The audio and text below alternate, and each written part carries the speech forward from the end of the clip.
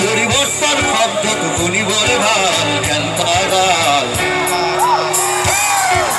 Politics নকৰিবা বন্ধু politics নকৰিবা বন্ধু আমাৰ মাজত আৰু বেছি শিল্পী নাই দীক্ষু বাবু ৰেকিবুল আৰু জুবিন দা আছে আমি শেষ কৰিম গতিকে আপোনালোকে সকলোৱে বহি দিয়ক কাৰণ জুবিন দাকে ইয়াতে আহি মঞ্চত গীত পৰিৱেশন কৰিব গতিকে সকলো ৰাইজক মই আগন্তুক দিনৰ এই সংগ্ৰামৰ ক্ষেত্ৰখনলৈ সাজু হৈ মই এটাই কথা ক'ব খুজিছোঁ যে অসমৰ জাতীয় জীৱনলৈ প্ৰত্যাহ্বান আহিছে জাতীয় জীৱন সংকটৰ গৰাহত আছে কিন্তু আমি এই সকলো সংকট ওপৰাই সকলো ধৰণৰ ষড়যন্ত্ৰ ওপৰাই অসমৰ জাতীয় জীৱনক আমি শক্তিশালী ৰূপত প্ৰতিষ্ঠা কৰিব লাগিব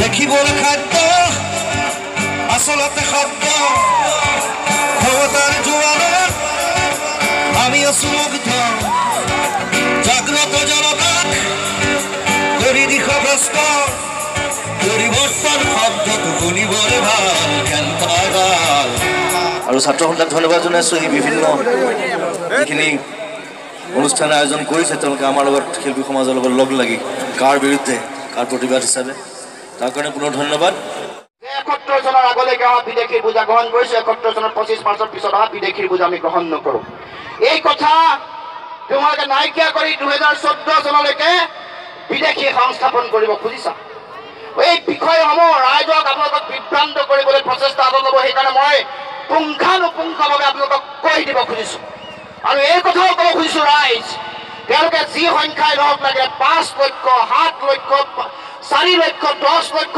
3 লক্ষ 15 গৰাকী 10 গৰাকী 5 গৰাকী আমি অসমৰ জনতাই 71 চনৰ 25 মাৰ্চৰ পিছত অহা এগৰাকীও বিদেশীৰ বোজা ল'বলৈ আমি বাধ্য নহয় কেতিয়াও গ্ৰহণ নকৰোঁ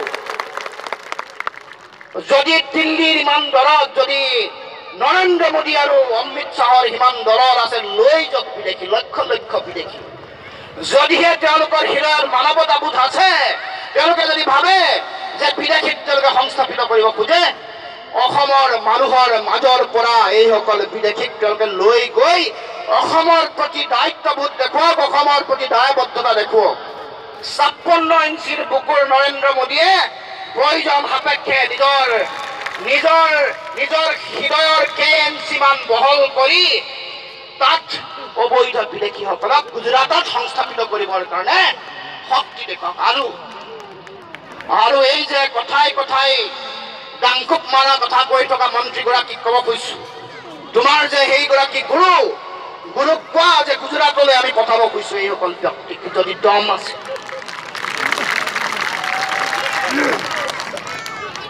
গতিকে যোৱাকালি দুটা বিষয় আপোনালোকক অসমৰ জনতাক যে অতদিনে মিথ্যাচাৰ কৰি আহিছিল মিছা কথা তেওঁলোকে অসমৰ জনতাক মিছা কথা কৈ ৰাইজক বিভ্ৰান্ত কৰিব খুজিছিল তাৰ দুটা উদাহৰণ যোৱাকালি দিব খুজিছোঁ যোৱাকালি এটা কথা সিদ্ধান্ত ঠিক হৈ গ'ল যে আমি অতদিনে কৈ অহা যিটো কথা কোনো নথিপত্ৰ নালাগে যিসকলকে আহিব তেওঁলোককে ধৰ্মীয়ভাৱে নিপীড়ন হোৱা বা ধৰ্মীয় উৎপীড়নৰ বলি হৈ অহা বুলি তেওঁলোকক গণ্য কৰা হ'ব এইটো কেন্দ্ৰীয় চৰকাৰে এইখন আইনৰ অচিলালৈ যিবোৰ বিধি তেওঁলোকে তৈয়াৰ কৰিছিল যিবোৰ ৰুল তেওঁলোকে ফ্ৰেম কৰিছে যিবোৰ বিধি আৰু নিয়মাৱলী তেওঁলোকে তৈয়াৰ কৰিছে তাত এই কথা তেওঁলোকে উল্লেখ কৰি কৈছে যে যিহেতু বাংলাদেশ চৰকাৰৰ কোনো ধৰণৰ থানাসমূহে এই ধৰণৰ চাৰ্টিফিকেট নিদিয়ে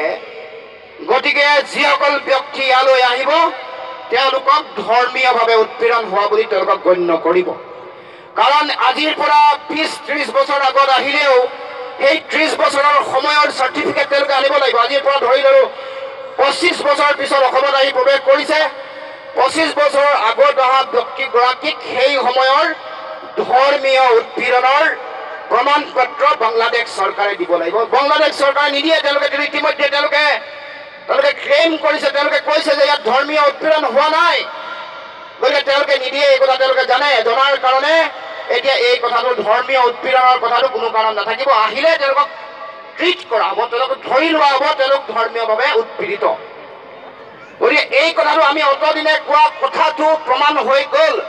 এইসকলে যে অসমৰ মুখ্যমন্ত্ৰী আৰু বহুবংকী মন্ত্ৰীগৰাকীয়ে যে হীৰা ফুলি ফুলি চিয়া আছিল যে এই ৰুলসমূহ ফ্ৰেম কৰা ধৰিলো আপোনালোকে চাবলৈ দিয়ক, নিয়ম বিধিসমূহ কেনেকৈ তৈয়াৰ কৰে চাবলৈ দিয়ক, তাৰপিছত আপোনালোকে কথা ক'ব, এতিয়া অপপ্ৰচাৰ নকৰিব, এতিয়া জুলুঙাৰ মেকুৰী ওলাই গ'ল, আমি কোৱা কথাবোৰ সঁচা প্ৰমাণিত হৈ গ'ল। অৰ্থাৎ সকলো ব্যক্তিয়ে তেওঁলোকে নাগৰিকত্ব পাব, তাৰ কাৰণে কোনো ধৰণৰ প্ৰ-পত্ৰ নালাগে। আৰু দ্বিতীয় এটা কথা মই ক'ব খুজিছো, এই যে কথাই কথাই কৈ থাকে 5.5 লক্ষ 2 লক্ষ আৰু 2.5 লক্ষ, দিনে দিনে তেওঁলোকৰ সংখ্যা কমি আহিছে। যিমান আন্দোলন বাঢ়িছে সিমান তেওঁলোকৰ সংখ্যা কমিছে। প্ৰথম আছিলে 5.5 লাখ, তাৰপিছত 4.5 লাখ হৈ গ'ল। আন্দোলনৰ তীব্ৰতা দেখি এতিয়া 2 পৰা 3 লাখলৈ তেওঁলোকৰ সংখ্যা কমিল। কাৰণ তেওঁলোকে প্ৰমাণ কৰিব লগা হৈছে, তেওঁলোকে যে কৈ পালে, মুখ্যমন্ত্ৰীয়ে ক'লে যে নগণ্য আৰু তাকৰ সংখ্যক বিদেশী আছে, এই কথাটো তেওঁলোকে এতিয়া প্ৰমাণ কৰিব লাগে। আৰু সেইকাৰণে এতিয়া তেওঁলোকৰ সংখ্যা কমি 2 পৰা 2.5 লাখলৈ আহিছে। আৰু সংগ্ৰাম যেতিয়া বাঢ়িব আপোনালোকে বিশ্বাস ৰাখক, সংখ্যা হয়তো কমি 50,000 পৰা 1 লাখো হ'লেও কোনো অস্বাভাৱিকতা নাথাকিব। আন্দোলন আৰু বাঢ়িলে সংখ্যা আৰু কমিব, কাৰণ এই কথা তেওঁলোকে প্ৰমাণ কৰিব লাগে যে সংখ্যা তাকৰ। যোৱাকালি এটা ঘোষণা হ'ল, ঘোষণাত ক'লে যে পশ্চিমবংগত সংস্থাপন দিব লগা অবৈধ হিন্দু বিদেশীৰ সংখ্যা হ'ল 1 কোটি। আমাৰ অসমৰ জনতাৰ মগজু নাই নে অসমৰ জনতা মূৰ্খ, নে অসমৰ জনতাৰ জ্ঞান নাই? 268 কিলোমিটাৰ সীমাৰেখা থকা ধুপাংপাং, 46 কিলোমিটাৰ পানী অঞ্চল ধুপাংপাং হৈ থকা অসমৰ মানুহলে, অসমৰ মাজলে, অসমৰ ভূমিৰে কেৱল মাত্ৰ 5 লক্ষহে হিন্দু বিদেশী আহিব আৰু পশ্চিমবংগত 1 কোটি হিন্দু বিদেশী থাকিব। ইয়াতকৈ ডাঙৰ কৌতুক একো থাকিব নোৱাৰে। আৰু এই কথা যে মিছা আছিল, মিথ্যাচাৰেৰে অসমৰ সমাজক বিভ্ৰান্ত কৰিব খুজিছিল হিমন্ত বিশ্ব শৰ্মাই, এই কথা যোৱাকালি প্ৰমাণ হৈ গ'ল। পশ্চিমবংগত 1 কোটি আৰু আমাৰ অসমত 5 লাখ, তাতকৈ কম বুলিও কয়। ভাবি চাওকচোন কিমান ডাঙৰ কৌতুক, ইয়াতকৈ ডাঙৰ কৌতুক জানো আৰু থাকিব পাৰে? মই সেইকাৰণে কওঁ যে কিবা এটা হৈছে হিমন্ত বিশ্ব শৰ্মা, কিবা এটা হৈছে। অসম চুক্তিৰ কাটফিয়াৰ পাহৰি গ'ল। বিধানসভাৰ মজিয়াত একদম দীঘলীয়া ভাষণ দিলে, ৰাতি 1 বজালৈকে বিধানসভাৰ তেওঁলোকৰ অধিৱেশন। ৰাইজে আশা কৰিছিল, যুৱ ছাত্ৰ পৰিষদে দাবী কৰিছিল যে এই বিধানসভাৰ মজিয়াত সাহস দেখুৱাওক, প্ৰস্তাৱ লৈ প্ৰেৰণ কৰক দিল্লীলৈ যে আমি এইখন আইন নামানো। কিন্তু তেওঁলোকে কৰিলে কি? অসম চুক্তিৰ ভিত্তিবৰ্ষ উলিয়াই ক'লে যে 71 চন নহয় বুলি। আমি অতদিনে অসম চুক্তিৰ স্বাক্ষৰ কৰাৰ 3টা দশক অতিক্ৰম কৰাৰ পাছতো অসমৰ জনতা, লাখ লাখ জনতাই হিন্দী, অসমীয়া আৰু ইংৰাজী পঢ়িব নাজানে। অসমৰ জাতীয় জীৱনত এনেকুৱা দুৰ্ভাগ্যৰ দিন আহিব বুলি মই অন্তত ভবা নাছিলো। হিমন্ত বিশ্ব শৰ্মাই ক'ব খোজে বোলে আমি কাটফিয়াৰ নাজানো। মই বৰ বিশেষ কথা তেওঁক নকওঁ, কাৰণ জানেই এইগৰাকী নেতাৰ চৰিত্ৰ সকলোৱে জানে।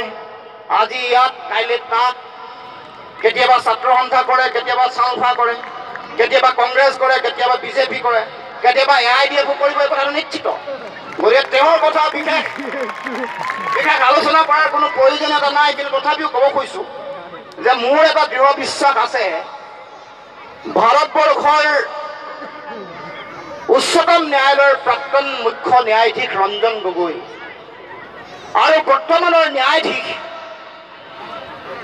ৰোহিন্টন ফলি নেৰিমানতকৈ হিমন্ত বিশ্ব শৰ্মাই আইন আৰু সংবিধান বেছি নেজানে। এই কথা মই দৃঢ়ভাৱে বিশ্বাস কৰোঁ। ৰঞ্জন গগৈ আৰু নেৰিমানতকৈ আইন আৰু সংবিধান হিমন্ত বিশ্ব শৰ্মাই বেছি নেজানে, জানিব নোৱাৰে। এই কথা মই দৃঢ়ভাৱে বিশ্বাস কৰোঁ।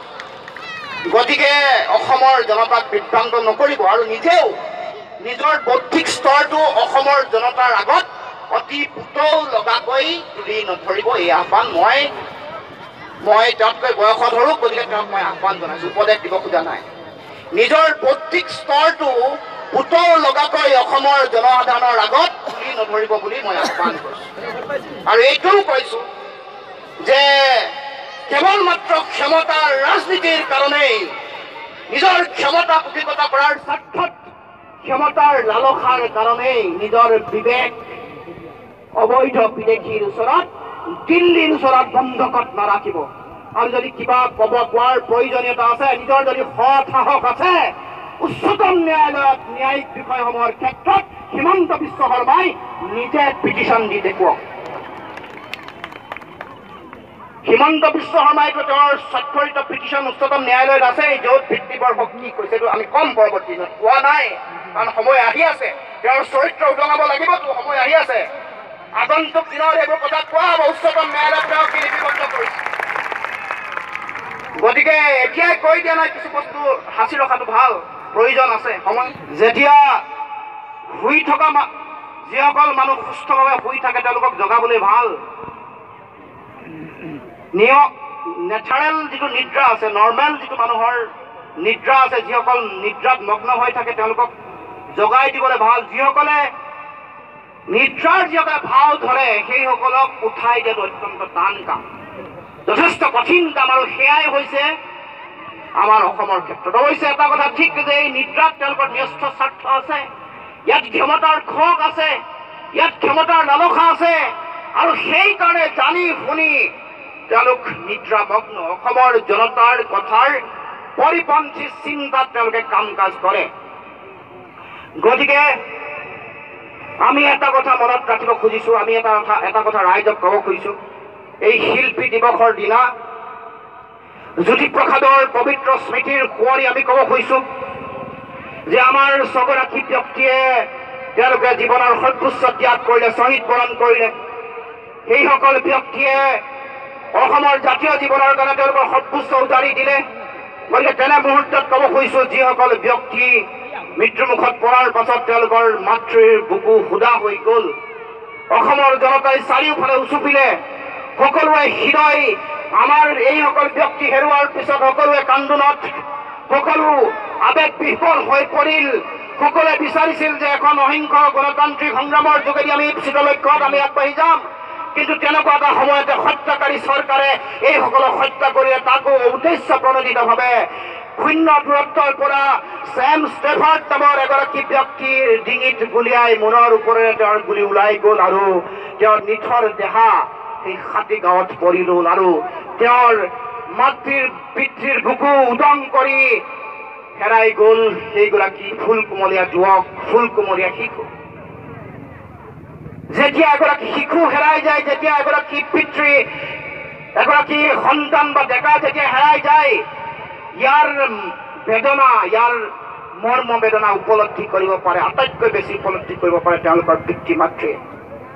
গতিকে তেনেকুৱাকৈ বুকু সুদা কৰি থৈ যোৱা হত্যাকাৰী এইখন চৰকাৰৰ প্ৰতি আমাৰ ৰাইজৰ প্ৰতি এটাই আহ্বান যে শ্বহীদৰ ত্যাগক আমি প্ৰকৃত মূল্যায়ন দিব লাগিব। আৰু ৰাইজে জনতাই সংকল্প ল'ব লাগিব, অংগীকাৰ ল'ব লাগিব যে শ্বহীদৰ প্ৰতিটোপাল তেজৰ মূল্য যাতে এটা দিনত দিল্লী আৰু দিশপুৰে ভৰিব লগা হয়, সেই সংকল্প জনতাই ল'ব লাগিব। জনতাই এই কথাও মনত ৰাখিব লাগিব যে আমাৰ নাৰীসকলক কেনেকৈ আক্ৰমণ কৰা হৈছিল। পেট্ৰাঘাতৰ গভীৰতা ৰাইজে জনতাই উপলব্ধি কৰিব লাগিব। কেনেকৈ লাঠিচাৰ্জ কৰি আমাৰ মহিলাসকলক ৰাজপথত পেলাই দিয়া হৈছিল, এই কথা জনতাই উপলব্ধি কৰিব লাগিব। আৰু সেইকাৰণে মই ৰাইজক এই কথা ক'ব খুজিছো, আমাৰ নিৰীহ জনতাৰ ছাত্ৰই হওক বা ছাত্ৰীয়ে হওক, নাৰীয়ে হওক বা জ্যেষ্ঠ ব্যক্তিয়ে হওক, তেওঁলোকৰ কাঠ দিয়া প্ৰতিটা লাঠিৰ কোবৰ হিচাপ নিকাচ জনতাই ল'ব লাগিব, আৰু তেওঁলোকক দেখুৱাই দিব লাগিব জনতাৰ শক্তি আগন্তুক দিনত। এই কথা ৰাইজে যাতে মনত ৰাখে, এই কথাৰ হিচাপ নিকাচ যাতে আগন্তুক দিনত হয়, তাৰ কাৰণে মই সকলো ৰাইজৰ প্ৰতি মই আহ্বান জনাইছো।